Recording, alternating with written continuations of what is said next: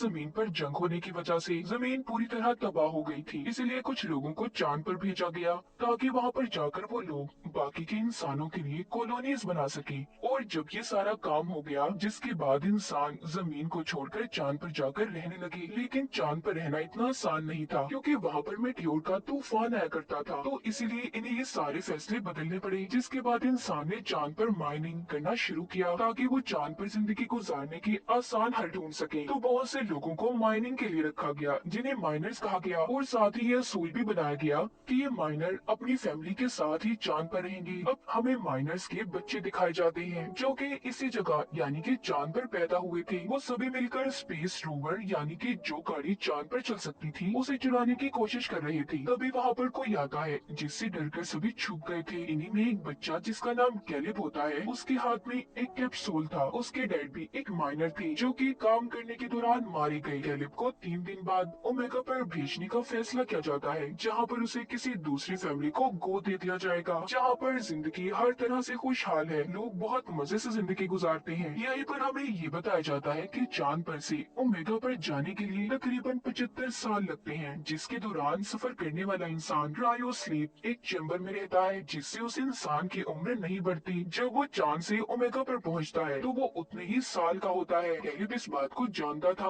उसे ओमेगा तक जाने में 75 साल लगेंगे। लेकिन कैलिब यहाँ से नहीं जाना चाहता था। वो जानता था कि फिर वो कभी अपने दोस्तों से नहीं मिल पाएगा। उसे एक लेडी बताती है कि अगले दिन मेटियोर का तूफान शुरू होने वाला है, जिसके बाद तुम्हें ओमेगा के लिए रवाना होना होगा। कैलिब को अपने डैड की बहुत याद आ रही थी। वो याद करता है कि कैसे वो बहुत ऊंचाई पर जाकर यहाँ के बेस में अपने डैड के साथ जाकर बैठा करता था। उसे याद आता है कि उसके डैड ने उसे बताया था कि चांद के उस पार कोई खतरनाक चीज आकर टकराई, जिससे वहाँ पर एक क्रेटर, एक गड्ढा बन गया। तुम एक बार उस जगह जाकर लाजमी देखना। मगर चांद के उस पार किसी भी इंसान को जाना मना था। और जिस कैप्सूल को हमने कैलिब के हाथ में देखा, वो एक गार्ड ने उसे दिया था, जो उसे उसके डैड की राख में से मिला था। तभी जब कैलिब बेटा ये सब सोच रहा था तो उसके पास उसके 3 दोस्त आते हैं, जो उसके जाने की वजह से बहुत दुखी थे। इनमें से एक दोस्त जिसका नाम डिलन होता है, वो कैलिब के डैड की आखिरी ख्वाहिश को जानता था, जो क्रेटर के पास जाने की थी। डिलन कहता है क्यों ना तुम्हारे जाने से पहले हम उस क्रेटर को देख कर आए, इस तरह तुम्हारे डैड की आखिरी ख्वाहिश भी पूरी हो जाएगी। लेकिन ये सब कुछ इतना आसान नहीं था। इन्हें वहाँ पर जाने के लिए जिन जिन चीजों की जरूरत होती है, ये उन चीजों को इकट्ठा करते हैं। अब इन्हें यहाँ से बाहर जाने के लिए कोड की जरूरत थी। डेलन बताता है कि यहाँ पर एक लड़की है जिसका नाम एडिसन है। एडिसन कुछ दिन पहले जमीन से चांद पर शिफ्ट हुई थी। उसका कोई दोस्त भी नहीं था, वो एक साइंटिस्ट की बेटी थी। तो डेलन कहता है क्या पता उसको कोड के बारे में पता हो। जब वो एडिसन से बात करने जाता है तो वो उससे कोई बात नहीं करती और वहाँ से चली जाती है। ये देखकर डेलन उसके पीछे जाता है और उसे अब सारी बात के बारे में बताता है। वो कहता है मैं शुरू से ही तुमसे दोस्ती करना चाहता था, चाहे सब लोग तुम्हें अजीब समझते हो। एडिसन सब सुनकर कहती है ठीक है, मैं तुम लोगों की मदद करने के लिए तैयार हूँ, पर तुम्हारे इस मिशन में मैं भी तुम्हारे साथ जाऊंगी। डेलन उसकी बात सुनकर उसे अपने साथ ले जाने के लिए तैयार हो जाता है। सभी बच्चे रोवर स्पेस के पास पहुंच गए हैं। वो सभी उसे चुरा रहे थे। कैलेब उसके अलार्म के तार को पहले ही खींच देता है ताकि उसका अलार्म ना बज पाए। फिर वो एडिसन का बताया हुआ कोड डालता है, जिससे कि दरवाजा खुल गया था। ये सभी अब जाने के लिए तैयार थे। रोवर को चलाने की जिम्मेदारी डेलन पर थी, क्योंकि इन सब में से वो ही ड्राइविंग जानता था। ये सब वहाँ से निकल जाते हैं। इन्होंने पहली बार चांद की सतह को देखा था। सभी बहुत खुश थे, मगर इन लोगों को मेटियोर के तूफान के आने से पहले वापस आना था,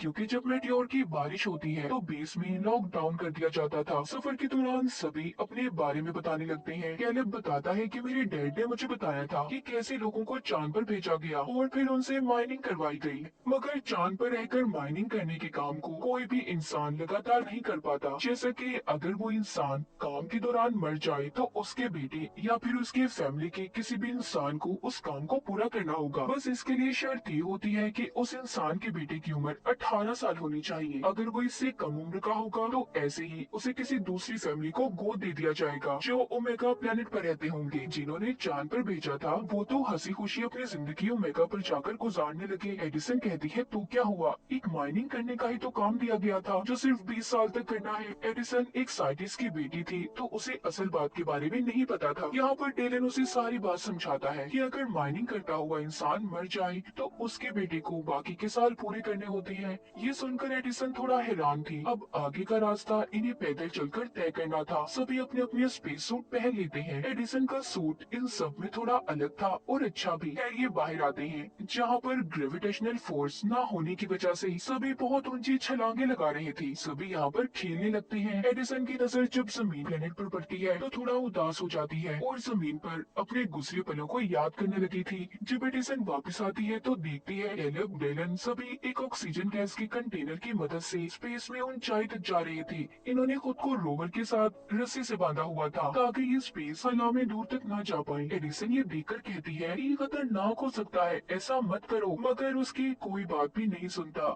जब ये सब कुछ कैलेब का एक छोटा दोस्त करने लगता है तो झटका लगने की वजह से उसकी रस्सी टूट गई थी, जिस वजह से वो स्पेस हवा में दूर चला गया था। ये सब देखकर कैलेब और उसके बाकी के दोस्त ऑक्सीजन सिलेंडर लेकर उसे बचाने की कोशिश करते हैं। सबने मुश्किल से अपने दोस्त को बचा लिया था, मगर इन सब में उनकी बहुत सारी ऑक्सीजन खत्म हो गई थी। इनके पास इतनी भी ऑक्सीजन नहीं बची थी कि ये क्रेटर तक पहुंच पाते। सब बुरी तरह से फंस चुके थे। तभी कैलेब को याद आता है कि उसके एक दोस्त ने बताया था कि इधर ही कहीं पर एक आउटपोस्ट है, क्या पता इन्हें उधर जाकर ऑक्सीजन मिल जाए। ये बात सुनकर कैलेब का दोस्त बोलता है कि मैं वहाँ पर नहीं जाऊंगा क्योंकि मेरे भाई ने मुझे बताया था कि उधर भूत रहते हैं। ये बात सुनकर डेलिन उसका मजाक बनाने लगता है और इसी बात पर दोनों की आपस में लड़ाई हो गई थी। ये देखकर कैलेब जोर से चिल्लाता है और कहता है क्या जितना वक्त साथ रहने के लिए बचा है तुम ऐसे ही लड़कर उसे बर्बाद कर देना चाहते हो। इस बात को सुनकर दोनों ने दोबारा से दोस्ती कर ली थी। खैर ये उस आउटपोस्ट पर पहुंच जाती हैं जिधर बहुत अंधेरा था। उधर इन्हें इंसानों की परछाइयां भी नजर आती हैं, जिसे देखकर सभी डर गए थे। लाइट्स जलाने पर इन्हें पता चलता है कि वो कोई इंसान नहीं बल्कि पुतले थे और ये कोई आउटपोस्ट नहीं बल्कि एक ऐसे घर का मॉडल था कि अगर इंसान चांद पर रहते तो ऐसे घरों में रहा करते। खैर वहाँ पर इन्हें थोड़ा सा खाना और ऑक्सीजन मिल जाती है। रात भी हो गई थी, इसीलिए सभी इधर ही रात गुजारने का फैसला करते हैं। डिलन अपने बारे में एडिसन को बताता है कि मेरी डैड मुझे अकेला छोड़कर चले गए। एडिसन भी अपने बारे में बताने लगती है कि मेरे मॉम डैड की डाइवोर्स तलाक हो गई थी, जिसके बाद मेरी मॉम मेरे भाई को लेकर ओमेगा प्लेनेट पर चली गई। मैं बहुत अकेला महसूस करती हूँ। सब लोग सो गए थे मगर कैलिब और एडिसन अभी भी जाग रही थी। कैलिब एडिसन से बातें करने लगता है। वो कहता है कि मेरे डैड की मौत के बाद मुझे मेरे दोस्त डेलन ने सहारा दिया, वही मेरा सब कुछ है। मैं ओमेगा पर चला जाऊंगा, डेलन बिल्कुल अकेला रह जाएगा, तो इसलिए मेरे जाने के बाद हमेशा उसके साथ रहना। मुझसे वादा करो एडिसन। उसने भी कैलिब से वादा कर लिया था। जब सुबह होती है तो ये लोग दोबारा से अपना सफर शुरू करते हैं, मगर अब इनकी रोवर की बैटरी खत्म हो गई थी।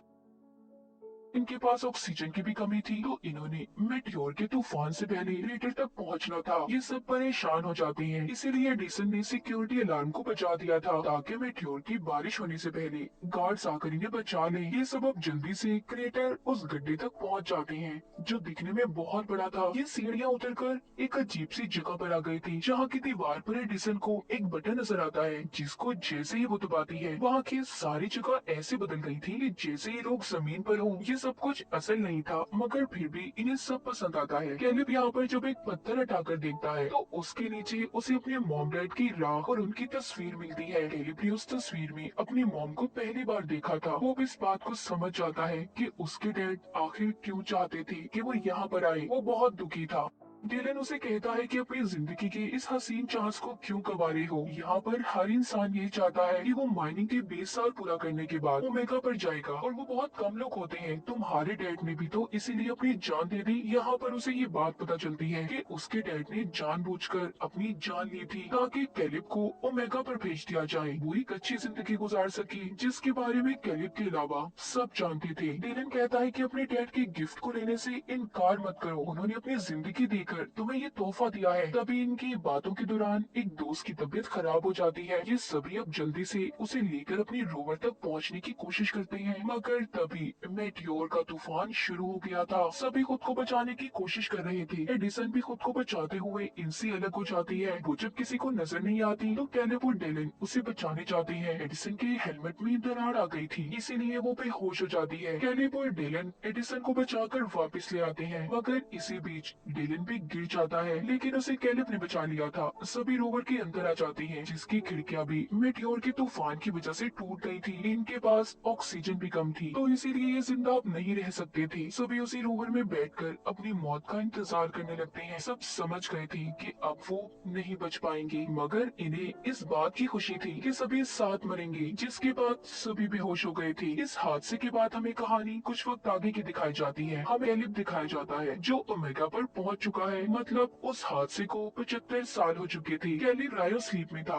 मगर अब वो जाग जाता है। चांद पर से ओमेगा पर जाने के लिए तकरीबन 75 साल लगते हैं, जिसके दौरान सफर करने वाला इंसान रायो स्लीप एक चैम्बर में रहता है, जिससे उस इंसान की उम्र नहीं बढ़ती। जब वो चांद से ओमेगा पर पहुंचता है तो वो उतने ही साल का होता है। उसे अपने दोस्तों के बारे में जानना था, तभी एक नर्स आकर उसे एक ऑडियो डिवाइस देती है, जिसमें उसके दोस्तों के मैसेजेस रिकॉर्ड थे। उसे पता चलता है कि उस दिन इन सभी को बचा लिया गया था। उसके दोस्त अपनी आधी से ज्यादा जिंदगी गुजार चुके हैं। जैसा कि एक दोस्त ने अपनी बेसबॉल टीम शुरू की और दूसरा दोस्त एडमिनिस्ट्रेटर बन गया, तो बाकी वादे के मुताबिक एडिसन ने डिलन से शादी कर ली थी। अपने दोस्तों की जिंदगी के बारे में जानकर, उनकी बढ़ती उम्र की आवाज को सुनकर कैलिब बहुत खुश होता है, मगर अभी भी उसे इस बात का दुख था कि वो अपने दोस्तों के साथ अपनी जिंदगी नहीं गुजार सका। ओमेगा प्लेनेट पर एक फैमिली ने कैलिब को गोद ले लिया था। वो इस माहौल में घुल मिल जाता है। वो यहाँ पर एडिसन के भाई को भी ढूंढता है, जिसके बारे में एडिसन ने बताया था कि वो उसके मॉम के साथ ओमेगा पर रहता है। कैलिब एडिसन के भाई को उसकी बहन के अच्छे कामों के बारे में बताता है, जिसने चांद पर माइनिंग जैसे असूलों के